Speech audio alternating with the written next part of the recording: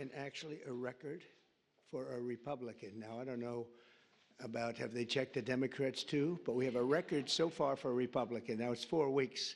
We have a lot of weeks to go. We want to finish that way, right? But I just want to thank everybody because you've been really amazing. The job you've done has been incredible in terms of this 4-week period. It's been a very somewhat historic 4 weeks, and we have a couple of things in the works. We're negotiating with Russia, Ukraine, trying to get that horrible situation over with. It's terrible. It's just so terrible. I see pictures that you fortunately don't get to see. You don't want to see them. And that is a killing field.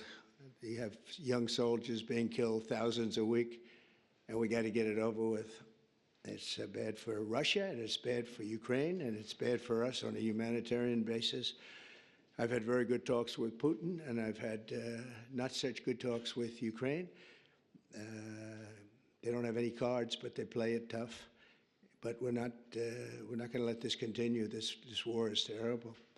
It would have never happened if I were president, but it did happen, so I got stuck with it, and the whole world is stuck with it.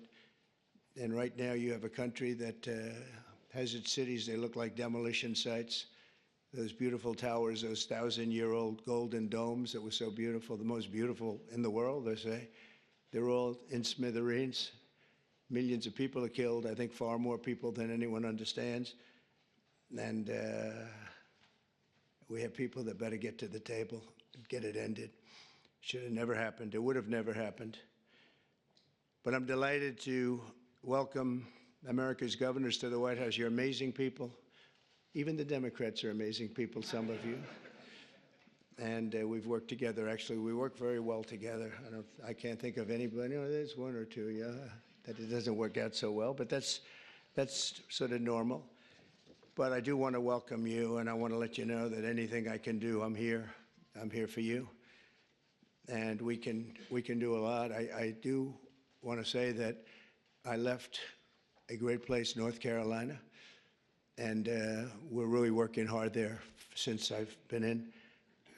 For 4 weeks, we've done more than they've did in all of the period of time. And FEMA was a disaster. FEMA wasn't there. They didn't do the job. And it was a terrible, terrible situation. I've never seen anything like it. And then they actually, when they did get there, a very small group, they chose anybody with an American flag or the name Trump on the front of the house. They would sort of skip that house very nicely. And it was just a disaster. And we've done it the other way. And we're working with a very nice person that we've had good relationships, the newly elected Democrat governor, who's here, I assume, is he? Okay, thank you very much. We're working well together, very well together. And we're not using FEMA so much, but it doesn't matter as long as we get the job done. But the people are becoming very happy. So I want to thank you very much. Great job. But we are, and I'm of the opinion, I understand FEMA very well. We had a good situation with FEMA, but it was a very expensive thing to do. And I really believe when there's a natural disaster, a hurricane, a tornado, or whatever it may be, you're very capable people. It's called you fix it. You take care of it yourselves. You don't have to call some faraway state and have people planed in from areas that they have no idea. They come in from Alaska to help you in Florida. They say, boy, this is hot here. This isn't, by the time they figure it out, everything would have been fixed. It's not a good situation. It's very expensive. You spend at least twice as much. They don't negotiate. They go out and hire local contractors, and they have no idea who they are. And I'd rather have my governor from South Carolina, Henry. I'd rather have Ron. I'd rather have from Florida. I'd rather have, I could name just about everybody in this room. I'd rather have you do it. You'll save a lot of money. And we'll send the bills. We'll pay, I think, far less. We have to have you have a little bit of skin in the game. Otherwise, those bills will be much higher than they're supposed to be, especially with a couple of you in this room who I know will get bills that you wouldn't believe, record setters. But so I think 75-25 with the government, the federal government paying 75. And we'll go right through to the I think go right through, probably either go through Commerce, maybe go through Marco, because Marco's very good with money. I don't think I'm going to give him to the environmental gentleman, Lee Zeldin here, because Lee's going to say, what's this all about, huh? They gave me this too. You have found some big stuff, by the way, some big fraud. You have, as he said, this one's not even explainable. We're talking about billions of dollars, so great job, Lee.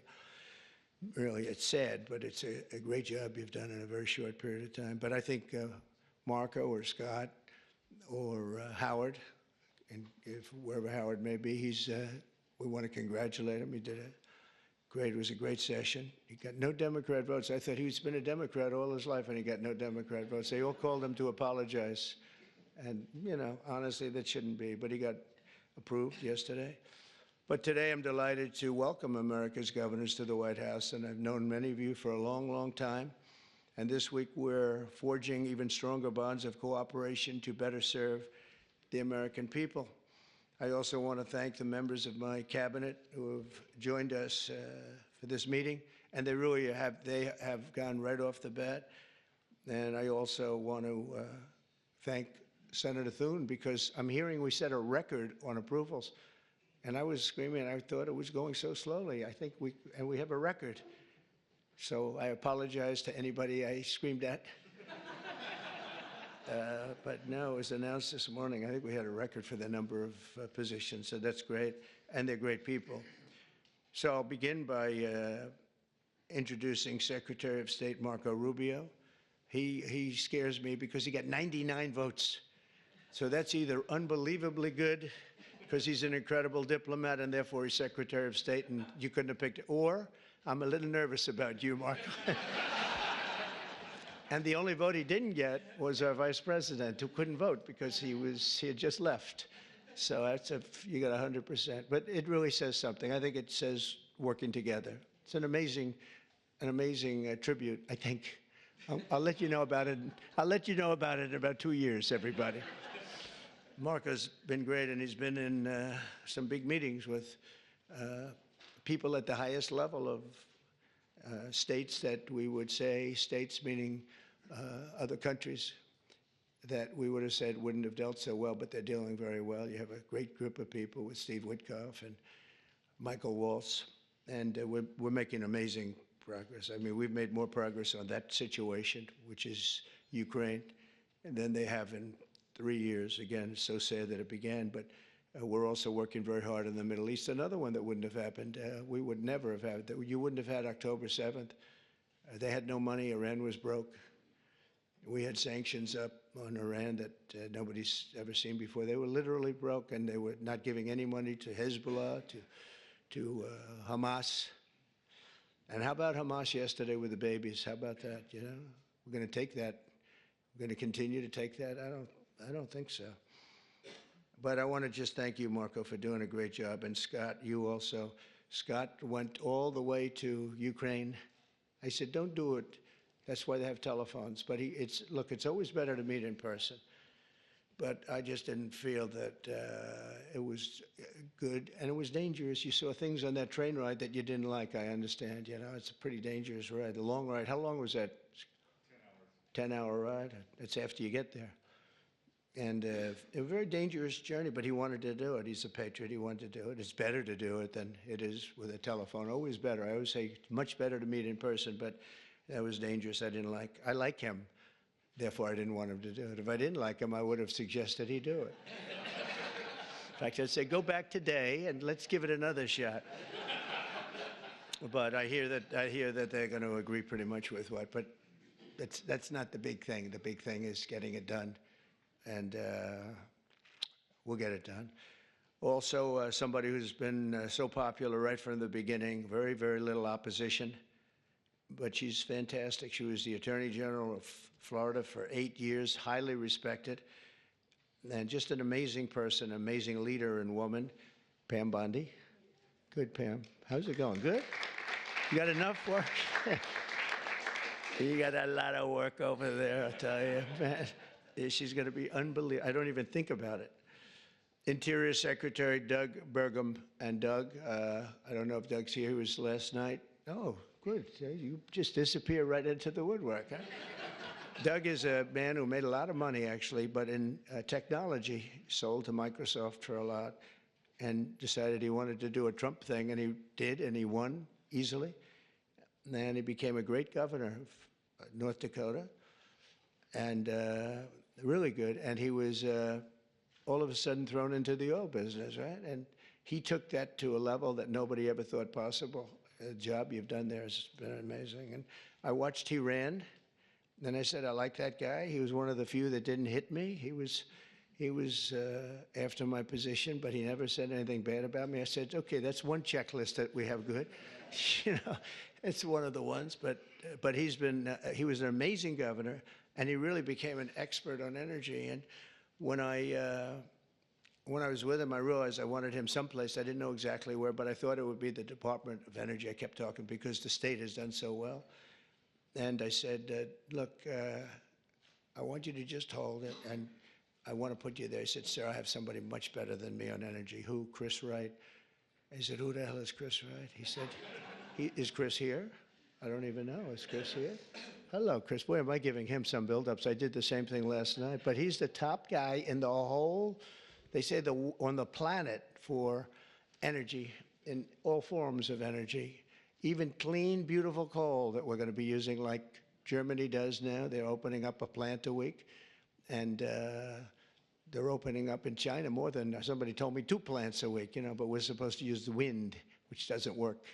Doesn't work from a practical standpoint. But I just want to welcome you because you had the greatest man. When he said, you're probably the only man, because I know Doug, he's got a big ego. And you're the only man I've actually heard him say something. He said, he's so much better than me on energy. He's better than anybody. And so we made a move, and you gave up a tremendous position to do this. And we want to thank you. But we have to get going because when we bring the energy costs down, we have more energy than anybody in the world. We just didn't use it. Can you imagine? Biden set us up in Venezuela instead of taking ours, so that we go to Venezuela where they'd have very heavy stuff. And we have the best stuff in the world. We have more liquid gold, and it's really great liquid gold, too. We have more under our feet than anybody else. But we went to Venezuela to buy oil instead of taking it from our own land and, you know, drilling a little hole in the ground. About how big is that hole? About a foot? About a foot, yeah. We drill a little tiny hole, and we could have taken it instead of all of the problems. And then we've made Venezuela strong again. You know, they've given them a lot of money. They never thought they were going to have so much money, and all the people are leaving. So you're going to have one guy sitting there with a lot of oil under his feet. That's not a good situation, but we're having talks about that whole mess. What a mess. That was another one that was done. He was ready to quit. He was going to be out. Marco, you know that better than anybody. Marco's been very staunch against what took place there. And we were going to have that in any form we wanted it. But Biden made them strong. It was the worst administration in history, and I say that with a lot of Democrats, but I think you believe it too. You can't say it, but you believe it. But I just want to thank you, and if you get those prices down, you know, that's what caused inflation, the energy. I mean, the spending, but I think even more so the energy. The energy went up. They stopped the oil leases. They stopped a lot of things that we were doing, and then they went back to what we were doing as much as they could because the prices were going through the roof. Remember that initial surge? It was brutal. And they went back. They let any rig that we had up just drill, you know, and they ended up doing similar numbers, but we wouldn't have been at those numbers. We would have been double or triple those numbers. Those were from years ago. But energy caused our problem. But I just want to thank you for recommending him. And what we've done is he's the head of Department of Energy. He's Department of the Interior. And it's really screwy because the Department of the Interior has all the energy other than some nuclear energy that you're in charge of. But he has all the energy, has all the land, all the great places, best. We have more than any other country in the world. And he's in charge of it. The problem is he can't drill. And he drills, but he has no land. So what do? We said, I have an idea. Let's merge them. So we merged them intellectually. I don't know if we did it legally, but we did it intellectually. So now he gives up the land and he gives up the drillers, and you're going crazy, right? You're going wild, and you'll do it beautifully, environmentally well, Lee. We'll make sure. But we have a lot of things, but we had a merge. I always wondered, why doesn't the energy department do more? And they didn't do more because they don't have any energy. It's the craziest thing I've ever seen. We'll probably have to make maybe even a change in that, somehow merge them or do something, because it's pretty tremendous what you're going to be able to do. Agricultural Secretary Brooke Rollins, who's so fantastic, and she's been at the head of so many different things and loyal from the beginning. She even opened up when we had a rather shocking defeat. She opened up we call it an institute. I've never seen anybody raise money like her. She raised hundreds of millions of dollars on this fabulous thing. But I said, look, we want to win another race because I think it's really important to win twice. And I won 3 times, if you think about it. So but it's only the Republicans smile when I say it happens to be true. But Brooke has been amazing, and it was really tough because this last election, I go to a person and say, sir, I just gave you $10 million. Oh, where did you give it to? I gave it to Brooke. You gave it to Brooke. She's spending it on policy. We don't have to worry about policy. We have to worry about getting elected, right? But Brooke is fantastic, and she's done such a good job, and she's Make America Great Again, top of the line, right? And she's going to, and what I didn't know, and as soon as I found out, I said, that's that. She studied, that's what she studied, agriculture. She knows everything about it, and she's going to be a fantastic secretary, and you'll do something with the eggs, because I'm hearing so much about eggs. You'll figure it out. You got to figure something out fast. But, and we inherited all of the problems. At some point, a few months down the road, we won't be able to say it's so much us. But the big things, really, we can blame other people for, to allow criminals into our country at levels that nobody's ever seen before, to allow people from jails, to have countries from all over the world be allowed to empty jails into an open border. They emptied jails and prisons, mental institutions, insane asylum, gang members, drug lords, drug people, people on drugs, people that are very sick. They allowed them to come into our country totally unchecked, unvetted. And right now we have a great gentleman, Tom Homan, who's doing an unbelievable job, and Christine Ohm. They're doing a great job, but it's something we should have never had to be done. And you see the levels of crime that these are serious. They make our criminals look nice, I'll tell you. That's the only thing we get out of it. Our criminals are very nice people by comparison. These are seriously tough people. The various gangs, whether it's MS-13 or the Venezuelan gangs, they're as tough as nobody's ever seen toughness like this. Secretary of Health and Human Services, nobody knows this particular gentleman. He sailed right through. I thought he'd get a lot of, I said, well, he's going to get a lot of Democrat votes, Ron. I said, he's going to be an easy one, right? I told Ron DeSantis, I said, this one's going to be so easy. He's going to get all those Democrat votes. I don't know. You thank goodness for the Republicans, right? Robert F. Kennedy Jr. And where is Bobby? Where is Bobby? So congratulations. Was that as easy as you thought? Just quit. Well, in the end, they all voted for him. He did pretty well. You got through. But, we have one stat that I quote, the autism stat. And you hear different numbers, but it's thousands. They say between 10 and 20,000. So if you go back 15 years ago, we had like nobody. It was 1 in 20,000. Now we have 1 in 34. Is that right? 34. So 34 or 36 kids have autism. And if you go back, I guess 18 years, that whenever that was done, it was 1 in 20,000. So we got from 20,000 to 34, 36. That's unbelievable. So there's something wrong. There's something wrong. We've done something wrong. There's something, you're going to figure it out. Maybe it's a spray that we spray all over the place that nobody else does. Other countries don't. The Pennsylvania Dutch, they don't do anything, and they're amazingly healthy. And he understands. He's working with Dr. Oz, who's a really smart guy. I know him very well. And those two guys are going to figure it out. They're also going to figure out why in the United States we pay $1,300 for a drug, one that we were talking about, and in London, they pay, literally they pay $200, even less.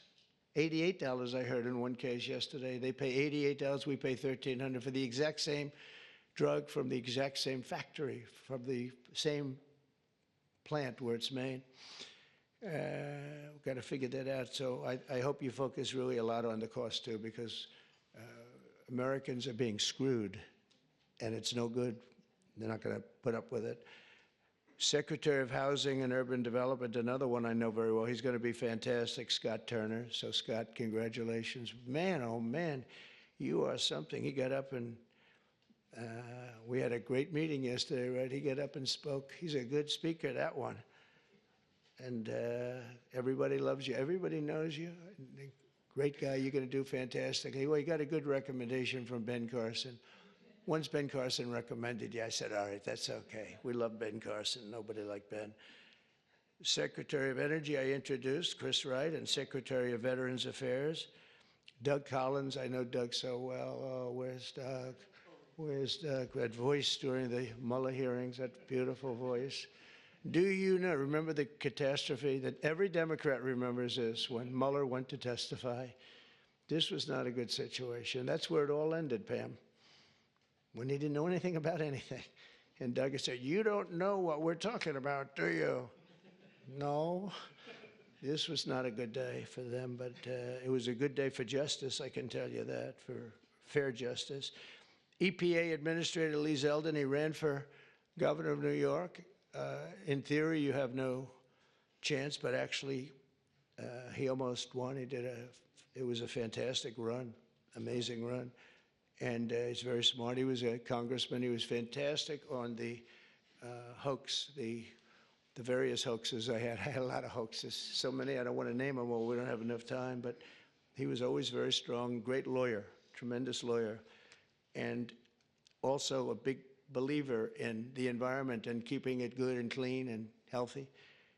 And I just want to thank you for the job. And the only thing I ask is that you go speedily, because, you know, a lot of people use the whole process, the environmental impact process, to delay projects. We just want them to go quickly. And you can get the same answer in a matter of months as opposed to a matter of years. I feel so strongly, because people are coming in with tremendous amounts of money. I have been spoken to by yesterday I had Tim Cook in the office from Apple. He's investing hundreds of billions of dollars. I don't know, I hope he's announced it. Hope I didn't announce this, but what the hell? All I do is tell the truth. That's what he told me. Now he has to do it, right? So it's a good. But he's investing hundreds of billions of dollars, and others too. We're going to have a lot of chip makers coming in, a lot of automakers coming in. They stopped 2 plants in Mexico. They were under construction, starting construction. They just stopped them. They're going to build here instead because they don't want to pay the tariffs. The tariffs are amazing. It's good. I got myself in a lot of trouble. I said it's my favorite word in the dictionary, the word tariff. It's such a beautiful word. And the fake news killed me. They said, what about love? What about God? What about family? And I said, I'm in trouble. I said, so now it's my 4th favorite word. I say, love, God, family. A couple of others I could add in there too, but it's my 4th favorite word. So, and OMB Director Russell Vogt, thank you, Russell. You're going to be incredible. I know he took some hits, but I know how good he is, how honest he is, and he's fantastic with the numbers. And you're seeing these numbers coming out with the theft, right? And it's tremendous fraud, waste, and abuse, and all 3 of them. But I think the fraud is really the biggest. I think you're going to see it. You come out as soon as you can, I think, with your numbers, but because they're not explainable. They're not explainable. So I just, Russell, do a great job, that's all. SBA Administrator, small business. Now, small business is really big business. It's actually one of the biggest banks in the world. It sounds a little bit like, oh, small, little business. It is a massive, it is one big sucker, right? And Kelly Loeffler's here, so she's going to be incredible. And she's got an incredible husband, Jeff, who's one of the most important people in the world of finance. And he knows. He owns a thing called the New York Stock Exchange, so that's not so bad, right? And you have natural experience, but I think you're going to do great.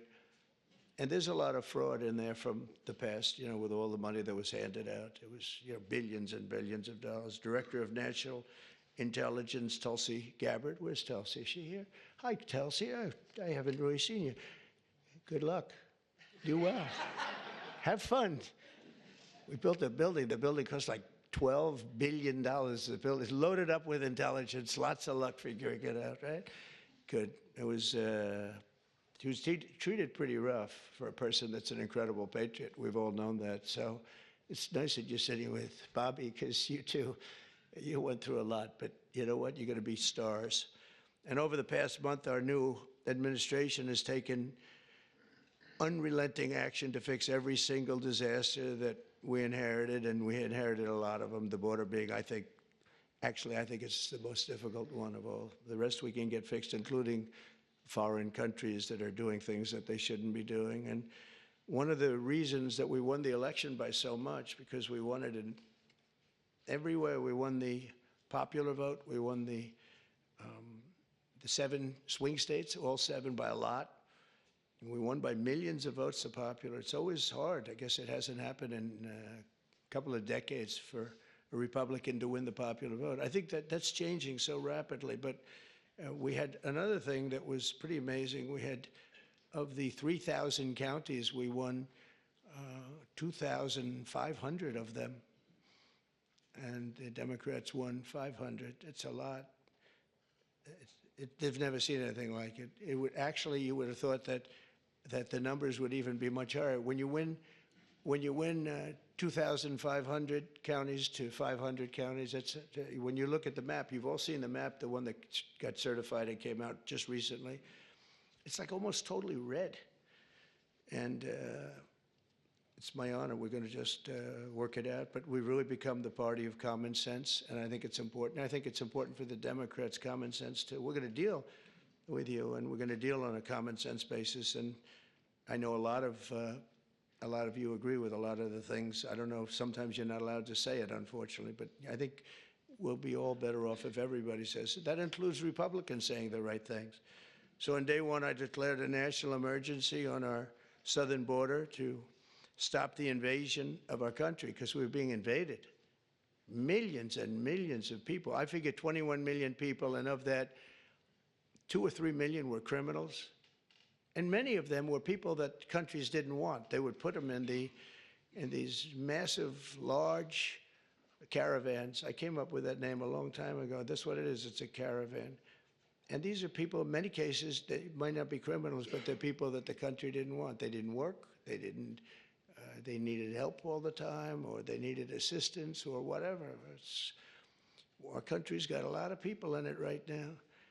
And we're going to make sure that everybody's treated fairly, but we got to change it. It's the most difficult problem, I think.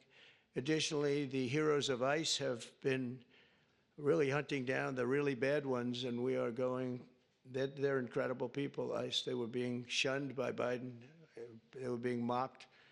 And let me tell you, these are tough men and women, but they're tough. They'll see like a MS-13 band of thugs out on Long Island, and they'll bring up the paddy wagons. They get in, and they'll say, no, one of them, 2 of them, killed 2 young girls in Long Island. For some reason, they like Long Island. MS-13 loves Long Island. I don't know what that's all about. But 2 young girls walking to school, 16 years old. In the morning, they were accosted by a group of MS-13 thugs, and they don't use guns as much. They use knives. They like using knives, and they cut them up, cut them into pieces, and left them, and killed them, cut them up into pieces, little pieces. And they used knives because it's more painful. And ICE went in. They have no fear of these guys. They went in and they just knocked the hell out of them. And they'll go into a pack. They call it a pack, not like a political pack. Political packs are slightly nicer. But a pack of these MS-13 people, or Tren de Aragua people from Venezuela, and they'll just walk in. It's all you'll see is fists going for 5 minutes, and then you'll see these guys walk out, and They got them between their legs, and they're bringing them, getting them the hell out of the country. These are rough people that we have to deal with. But ICE is incredible. Border Patrol is incredible. Law enforcement, the people in law enforcement, we make their job so difficult by allowing people like this into our country. We just shouldn't do it. So I've just designated the group from Venezuela, Tren de Aragua, as a foreign terrorist organization. I mean, they, in Colorado, they went and other places, they literally take over. They're like me, they're in the real estate business. They take over real estate. And they literally take it over. They just claim it. And they tell tenants to get the hell out, and if you don't get out. They had one case where a guy called the cops, and they went in, "You call the cops?" "Yes." And they cut off his fingers. He says, "You don't call them anymore, you cut off the other fingers on your other hand." These are not nice people. But federal, state, and local cooperation has to be the backbone of border security. So I hope, as governors, I know all the Republicans are very much in tune with Tom Homan and Christie and everybody, but I hope everybody, because ultimately you want to get the criminals out of your state. And we're focusing on the really bad ones. We have 11,088 people that we know of that are murderers, that are actually murderers. And I can't imagine anybody wanting them in their state, whether you're a Republican or whether you're a Democrat or whatever you may be. I mean, we have many of them murdered more than one person. Some murdered more than 5 people, and they're in our country. They let them out of jails. These were convicted people, and they let them out of jails because it's very expensive to have somebody in jail for a lifetime or whatever it might be. And they brought them in here. The American people expect every city and state to fully honor ICE detainer requests, and we hope they can, and to ensure the safe transfer of criminal aliens into federal custody for immediate removal from our country. You know, many of the countries said, "We're not ever going to let them back." Under the Biden administration, I remember it's Venezuela, he's a tough guy, and others, they said, "We're not letting them back.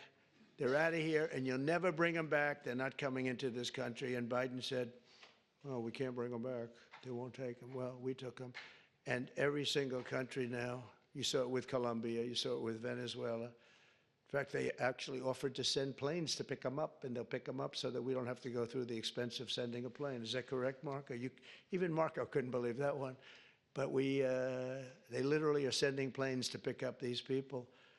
And they're rough people, and they're picking them up, and they're putting them in the planes. There's no excuse for any state attempting to aid and abet dangerous criminals, killers, drug dealers, really bad people who are violating federal law and violating the law by being in our country. To combat inflation, I declared a national energy emergency, and we had to do that. One of the things we've done is by doing that, we can go very quickly. You know, a lot of companies are coming in, but they need tremendous electricity, amounts of electricity. Who would have thought, Doug, right?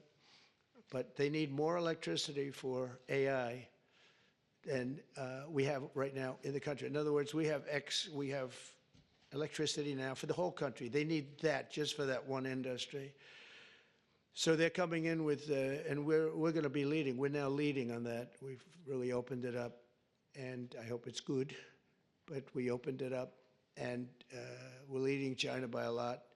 But China's giving them tremendous electricity because they do whatever they want to do. But we're working with Lee.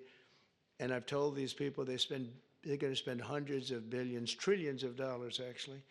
So I need double the energy that we have right now, and even more than that, from what I'm understanding, which is hard to believe. In other words, take every car, everything, every building. We need, whatever it is, 100% of the energy. We need that amount just to be in the #1 position. And we need really more than that to really dominate, which I think we'll be dominating. But I told them, and they can't believe it. I said, we're going to get you quick approvals, then you're going to build your own electric plant so that you're going to create your own electricity when you build your plant, which will be massive. These are massive plants. But when you build your plant, we're going to let them build an electric generating plant where they build like a utility. In other words, instead of using Con Edison, like we have in New York, hello, Governor, nice to see you back there. And we do have Con Edison, and they don't do a bad job, actually. But, they could be a little cheaper with the price, perhaps, but they don't do bad. but we build our own utility. They can have their own utility. If they have any extra, they can put it onto the grid. But this way, they're not subject to a bad grid or a dangerous grid or a grid that gets taken out by bombs or war or anything else. So they actually couldn't believe it. They said, "You think you could get that approved?" "Yeah, I'll get that approved very quickly." They couldn't believe it, and they're so happy. And they're going to do some in Virginia, some big ones. But we're going to go, and this way, it's really a self-service. They just have this massive building with a large electric generating facility that'll be powered by natural gas, mostly. Some will use coal, some will use nuclear, clean coal. I only say clean coal, but some will use nuclear. They have their right to do it. None will use wind, because wind doesn't work. It's just terrible how an environmental person can like wind. It kills the birds. It's very expensive. It's 7, 8 times more expensive than other forms of energy. Every wind turbine in the country that goes up needs massive subsidies. It's really the only energy that needs subsidy, essentially. The solar's doing okay. So it's the only one. But to combat inflation, I declared that national energy emergency, and we're going to unleash the liquid gold under our feet to bring the prices way down. That's going to happen. And again, we're going to have a big part of that's going to be natural gas, which is very, very clean, and clean coal. We're going to do as many forms of energy as we can. And it's going to be something I think everybody knows, and you're going to call me or anybody else if you have difficulty or problems, but you're going to have levels of business being brought to this country that you've never seen before. The tariffs are bringing them more than anything else. The country's bringing them, but the tariffs are bringing them. They hadn't been here, and we're creating tremendous tax incentives. But the biggest incentive is they don't want to pay 100% tariff or 200% or whatever it may be. And as you know, we're going to be announcing tariffs on cars from foreign countries of 25%. That'll be done in probably April 2nd. I was going to do it April 1st, but I said, I don't like that date. It's going to cost a lot of money to wait one day. You know, I don't know. What do I do there, Pam? Maybe should I do it just April 1st? It costs a lot of money, that extra day, Marco. You figure what that costs. Let's do it April 2nd, right? I just don't want to take the abuse. We created the new Department of Government Efficiency, which you may have heard about, DOGE, which is now waging war on government waste, fraud, and abuse. And we've begun the largest deregulation of industries and other things. It's proper deregulation that has ever done. I lead the way on my first 4 years. We did more deregulation than any other president in history. And I brought a little list along that I thought I'd just read some of the places when you mentioned DOGE, some of the places that this money has gone. And these are the ones that I feel I can read. There are some that are so nasty and dirty and horrible that I don't want to really read them because I assume they have television on. I have a guarantee they do. I let the press in today because we have nothing to hide, right? It's much better. They said, "Do you want to let the press in?" I said, "Why not? You think Biden would do that?" I don't think so. $520 million was given for a consultant to do ESG, that's environmental, social, and governance investments in Africa. $520 million, $25 million to promote biodiversity, conservation, and social responsibility behavior in the country of Colombia. $25 million, $40 million to improve the social and economic inclusion of sedentary migrants. They have no place in particular they were thinking of. There is no location. The money was sent out, but they have no idea where it's going. $42 million for social and behavior changes in Uganda, and $10 million for Mozambique medical male circumcision. People that want to be, or have to be circumcised in Mozambique. $14 million for improving public procurement in Serbia. $486 million to a consortium for elections and political process strengthening, of which $22 million was for inclusive participatory political process in Moldova. And $21 million going to my friend, Prime Minister Modi in India, for voter turnout. We're giving 21 million for voter turnout in India. What about us? I want voter turnout too, Governor. $29 million to strengthen the political landscape in Bangladesh. Went to a firm that nobody ever heard of. Got 29 million. They got a check. Can you imagine you have a little firm, you get 10,000 here, 10,000 there. And then we get 29 million from the United States government. There are 2 people working in that firm. 2 people. I think they're very happy. They're very rich. They'll be on the cover of a very good business magazine pretty soon for being great scammers.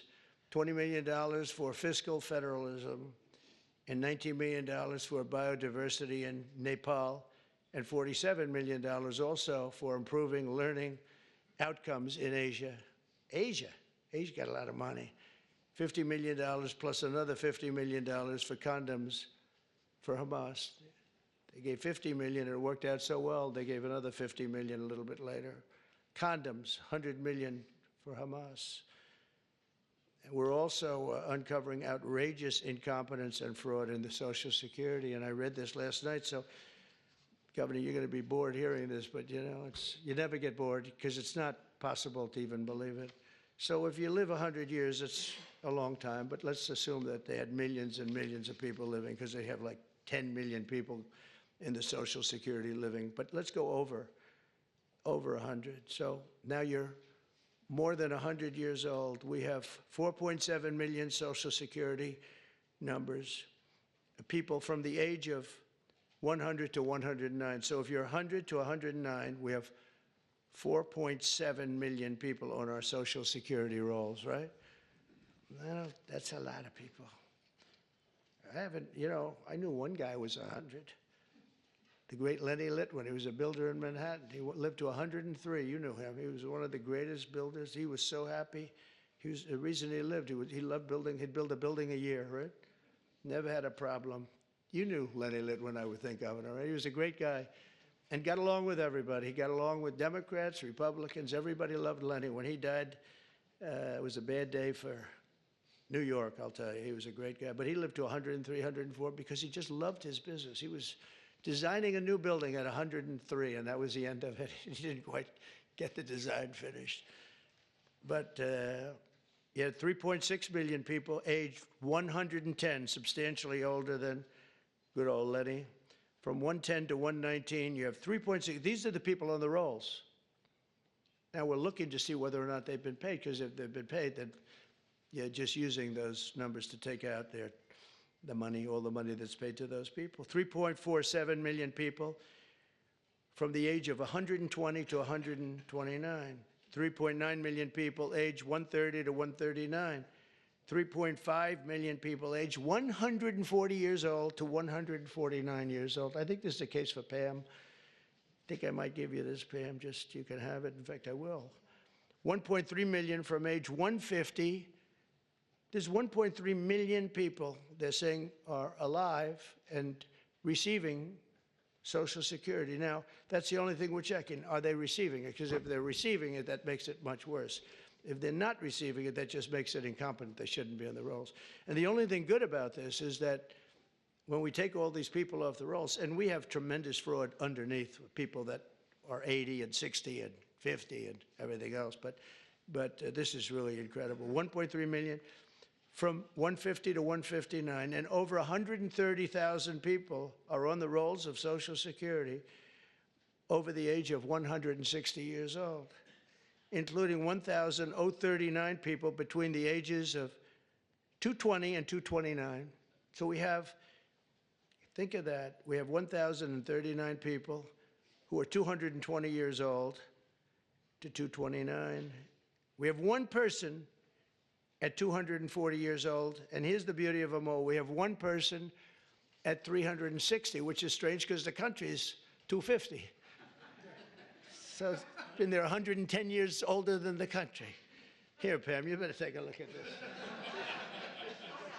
That's much better for you than for me. Now the question is, are they getting paid? Because somebody maybe is getting paid.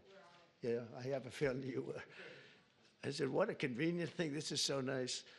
We created this department, DOJ, and The kind of numbers are incredible. It could be $500 billion, but it could be $1 trillion. It could be even $1.5 trillion. We're going to find out. I mean, I'm actually going with Elon, and Elon is doing a really good job. And I said, who are these people that travel? We call them the Dodgers. And I said, what are they? He said, they're generally young people with extremely high IQs who are very good with computers, because you have to be good with computers. So when one of these scammers talks and tries to tell them why it's perfect, they said, no, it doesn't work that way. You know, it's very hard to talk them out of something when they have you. But we're actually going to Fort Knox because I want to see, do we have the gold? Do we still have whatever it is, tons of gold? I hope we do. Wouldn't that be disappointing? Fort Knox. You grow up hearing about Fort Knox. You can't get in. You can't even see it. Nobody sees it. You go there and the place is dry. Would that be terrible? There's another one. Maybe you should go with us to that one. But we're going to go in there pretty soon. They're going to open the doors to Fort Knox. If any governor would like to go with us, well, good. You want to go with us on that one, Ron? That could be good. Could be interesting. Can you imagine if we open it up and there's no gold? Well, I think there will be. For one reason, it's really heavy. You know, you steal or borrow gold, you got to be strong. So it's not like other things. But we're looking at everything. We have the largest deregulation campaign in history, and again, I did more than anybody, but this blows it away. And for one, every time we put in a new regulation, we're not allowed to put it in unless we terminate 10 old regulations. So it's 1 in 10. We did 1 in 7 in my last administration, and the problem is some of them were put back, foolishly put back. There was no reason for them. So if you truly want a turbocharged economy, you have to do that, and you have to get rid of the regulations. I think one of the reasons before COVID, and we did a great job with COVID and it was a hell of a thing for all of us, everybody here. But some countries will actually never recover for what they went through.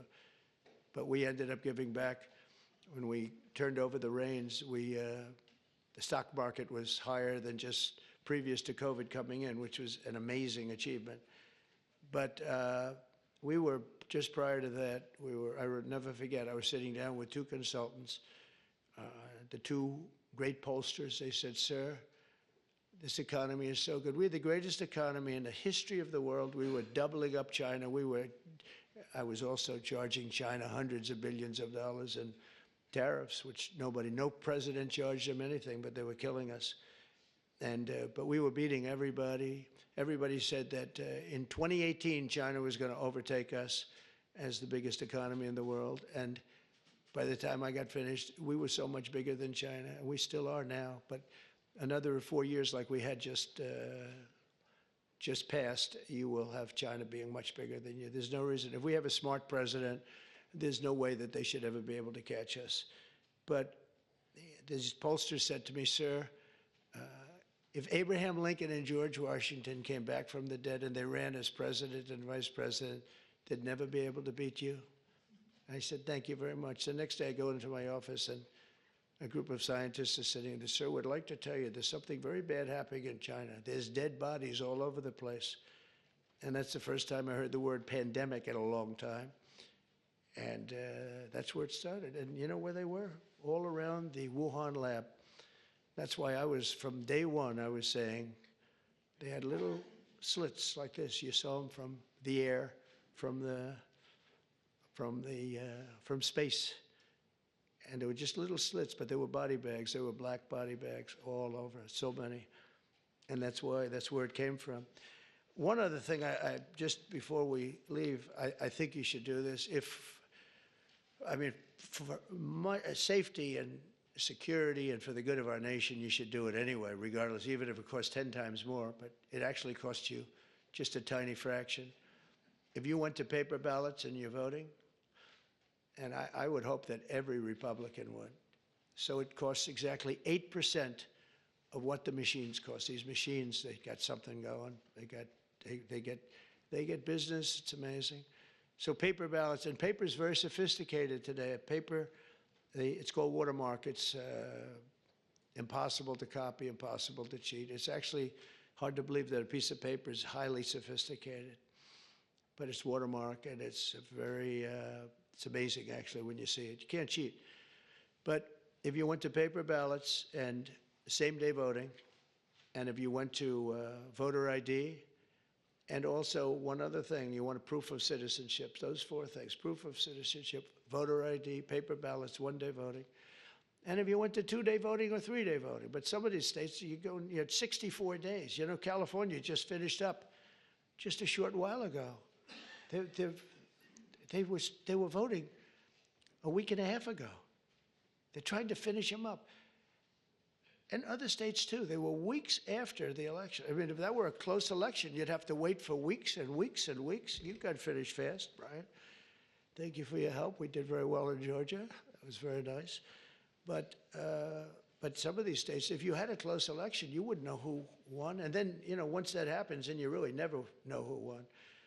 But you would save tens of millions of dollars, forgetting about right, wrong, and security, safety, our country, our Constitution, and all of this. Number one, you'd have a much safer election. Number two, everybody, you'd know the results of your election by 10 o'clock. Everybody, it's a beautiful system. It's boxes of 5,000, boom, boom.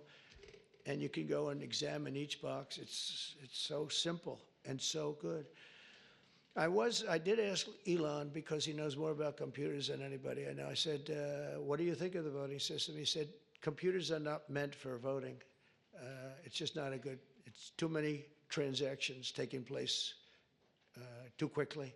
It's just not, he said, honestly, and I've gone to the best people, the smartest computer minds from MIT, from others. My uncle was a professor for 41 years at MIT, and a brilliant guy, and I got to know a lot of the people up there.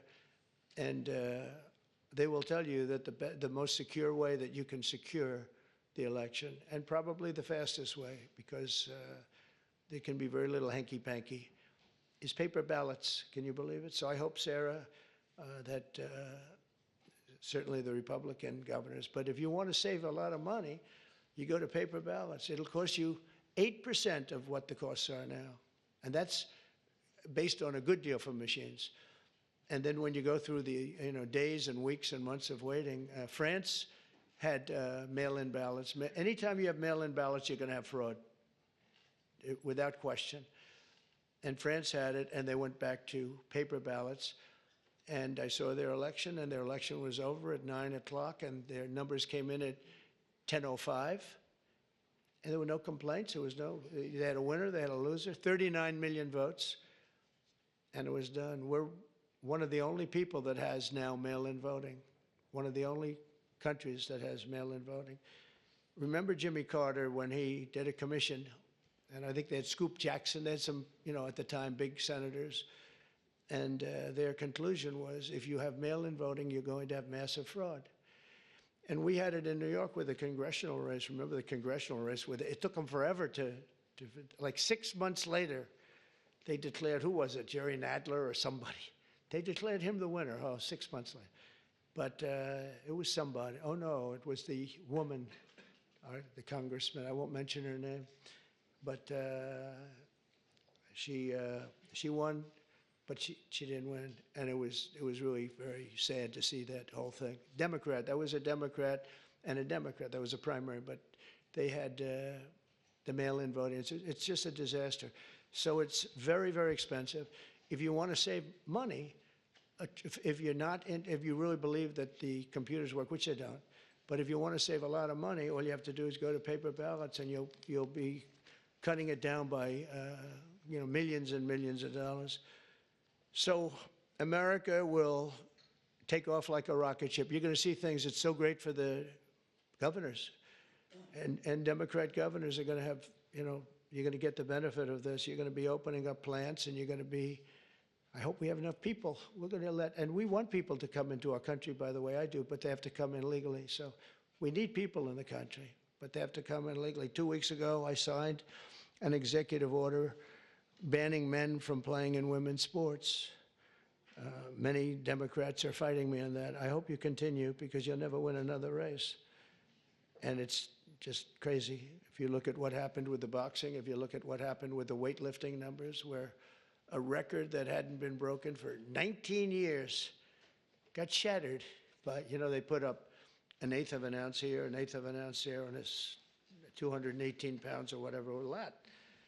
And hadn't been broken in 19 years. And then a guy walks up who transitioned. He transitioned, and he knocked out that record by about 100 pounds.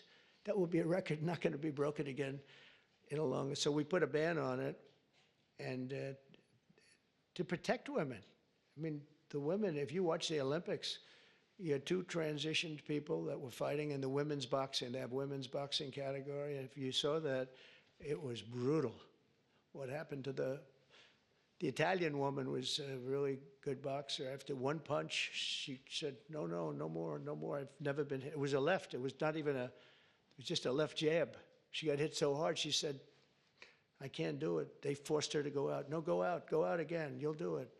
Goes out again, gets hit again. No, no, that's it.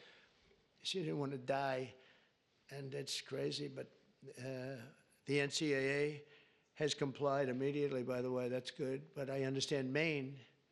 Is Maine here, the governor of Maine? Well, are you not going to comply with it? I'm complying with state and federal laws. We are the federal law. Well, you better do it. You better do it because you're not going to get any federal funding at all if you don't. And by the way, your population, even though it's somewhat liberal, although I did very well there, your population doesn't want men playing in women's sports. So you better comply because otherwise you're not getting any federal funding. See you in court. Every state, good, I'll see you in court. I look forward to that. That should be a real easy one. And enjoy your life after governor because I don't think you'll be in elected politics. Every state has a responsibility to comply with Title IX. They have an obligation, a legal obligation, and we'll be enforcing aggressively, and we're going to be protecting our citizens. We're going to protect. So just to end, this administration has been fighting for parents' rights and universal school choice. We want to do something that I think many people in this room want, and even if you don't, I think you do want it, but you might not be able to say it. We want to move the schools back to the states so that Iowa and South Carolina and Georgia and all these states can run your own school system. And you'll do a fantastic job, Kim. You're going to do great. I mean, I use your example because you're so much into the education, done a great job with school choice, and you'll do your school choice. That'll be the easy thing. But we want to get it back, take it away. So just some stats. So at last, it's usually we're 38, 39, or 40 out of 40. They take the 40, I guess, biggest, most important, whatever it might be, but 40 countries. And we were 38, 38, 39, and congratulations, but 2 months ago, 3 months ago, we hit number 40. So we were last in terms of education in the world. And we were first in another category, though. We were first in cost per pupil. So we spend much more. And by the way, second wasn't even close. So you have Norway, Sweden, Denmark, Finland, China. So there goes the big country theory, right? They have 1.4. They're rated number 5. That's a little bit scary, isn't it? But they're all rated well, spend much less per pupil than we do. We spend the most per pupil and we're rated less. Think of that. Can anything be worse than that, Sarah? Huh? So what happens is we are going to make a very strong push on closing up the Department of Education. We'll have one person sitting there just to make sure that they're teaching English, reading, writing, and arithmetic, okay? Just that's all. The rest of it is up to the governors. We have great governors, really smart people.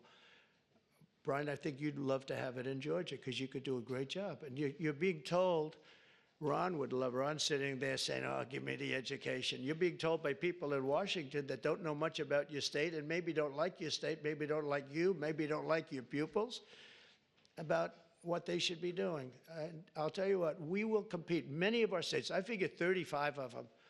We're going to have 35 great ones. We're going to have 5 that are okay. Then we'll have another 5 that are blah. And then we're going to have 4 or 5 not so good. But in a place like New York, we could take it as an example, Westchester County. You go Westchester, Suffolk. You go out on Long Island. You do upstate New York. You know, you break it up into quadrants, Manhattan. But I think you could do a great job. I think the states will do a fantastic job. And we send the money directly to the states. And we're not looking even for the cuts, but you'll spend a lot less money. You're going to spend a lot less money. You know, as somebody that spent a lot of time in Washington over the last number of years, it seems like every building is a Department of Education. But I'm saying, what do these people do? What do they do? But if we could send education back, and Linda, as you know, is going through the process right now, and I think she's doing really well. She's great, Linda McMahon.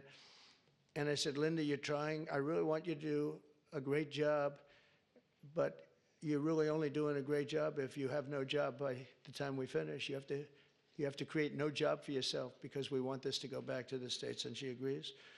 And if we can do that, I think it's going to be one of the most important things we can do. So the governors, the people in this room, Democrat, Republican, will run their own school system, and we'll back them 100%, and we'll pay like we do now. But I think we'll end up having to pay probably half. But that's not the reason I'm doing it. I'm doing it because we give really bad education. And as far as the teachers union, I love teachers.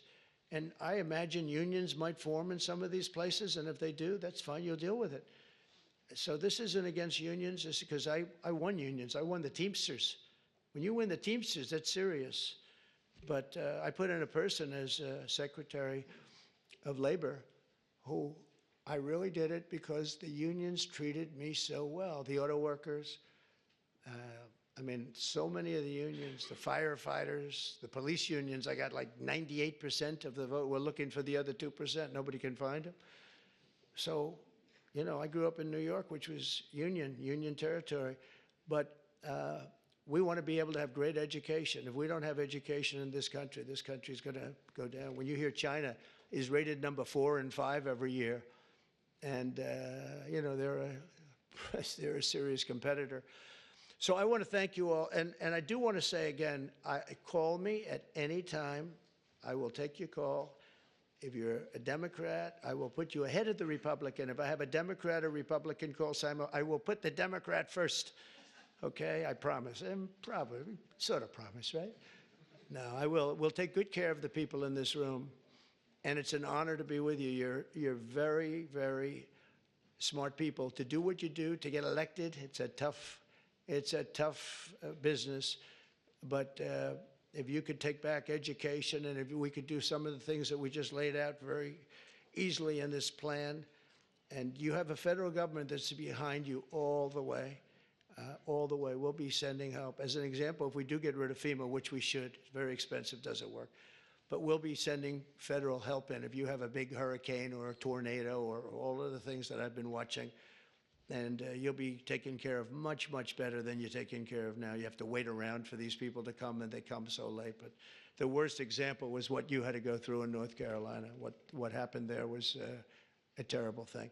So congratulations on your victories, and you're going to have many more victories. And I'm here for you. If you want to ask a couple of questions, you could, if you'd like to. Yes, please. Thank you, Mr. President. So I think we share excitement about disaster response and how we can make it better. We've all had disasters. We usually love to see the president after disaster. That's never fun. Right. We have fires, other people have floods, hurricanes.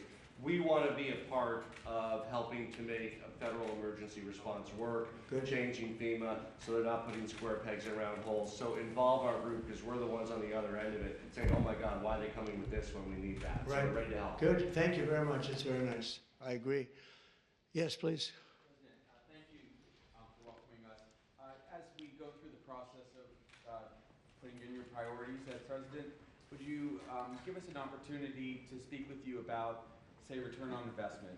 Sure. Before we go, for example, into, forgive me, we've heard, and we'll wait the decisions you make and the Secretary will make, but for instance on Medicaid or Medicare, sure. If cuts are proposed, perhaps give us an opportunity as governors to prove to you that we can make these programs worthwhile. That might help us on our budgets. I love that. I think it's great, Bobby. I think it's great. One of the things we're really focused on is bringing down the costs.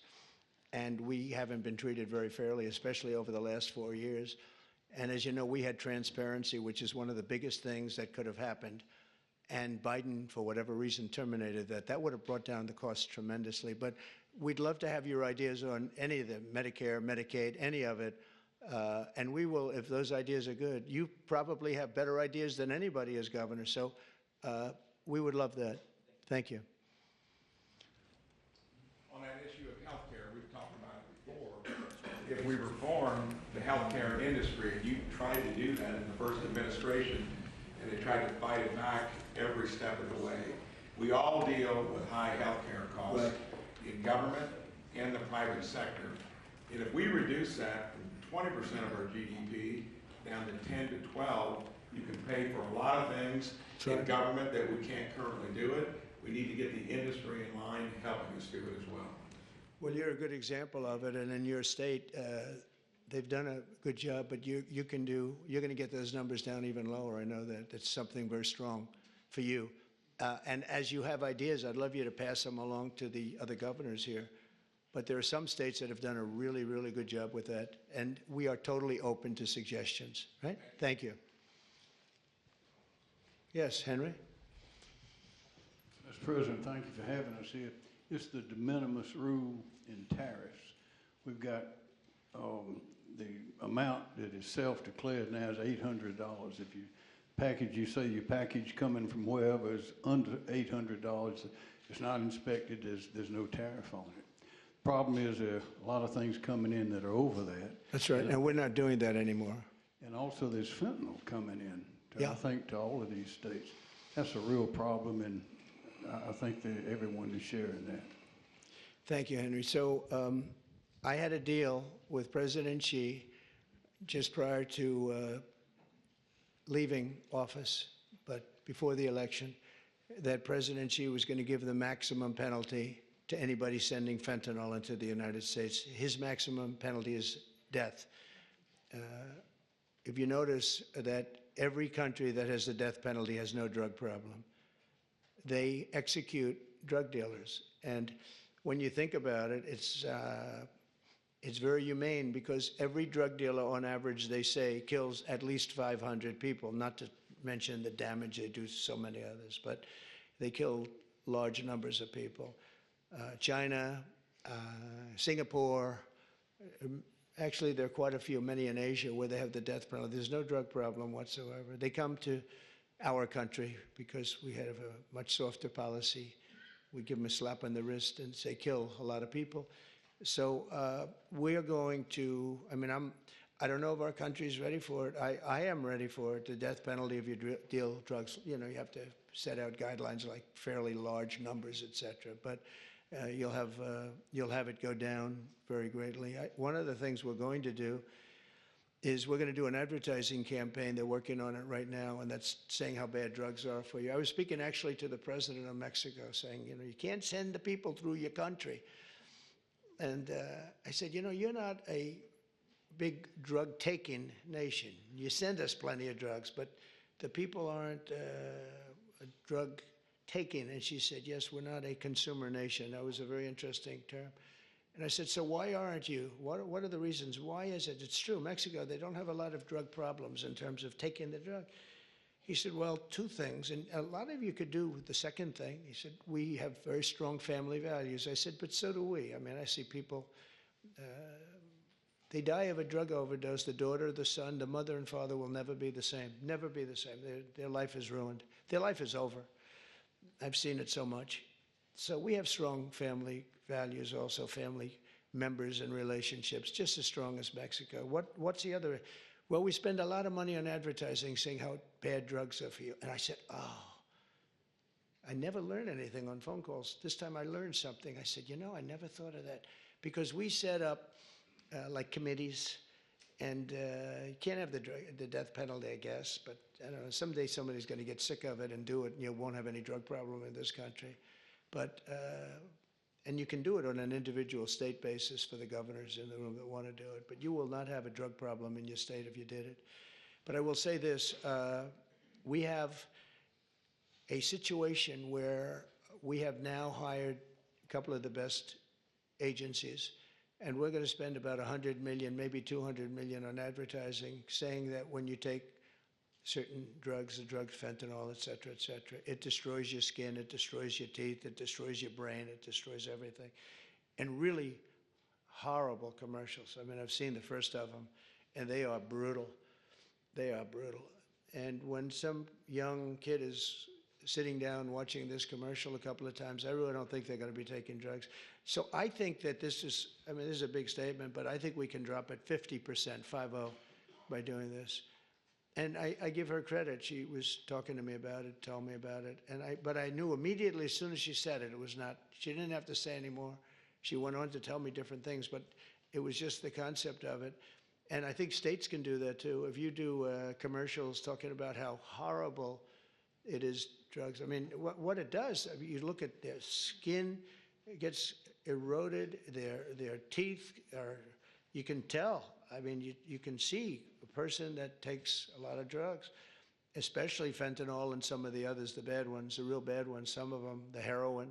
It's unbelievable what it does to people. And we're going to put a very, very strong ads. And now that I'm thinking about it, I think you should put on strong ads too, really strong ads. I think it's an unbelievable thing. We'll all do it. We're going to do it on a national basis, but you can do it individually on an individual basis. And you can also look, I think, you'll have to get rulings in this, but your states have the right to go death penalty also for drug dealers. And, but only do that if you want to get rid of drugs, because if you don't do that, it's a little tough. But I think the advertising will have a huge, I think we can get it down by 50%. We set up, we did great. We got it down 18%. I said, that's not a lot though. Everybody was giving us credit, oh, 18.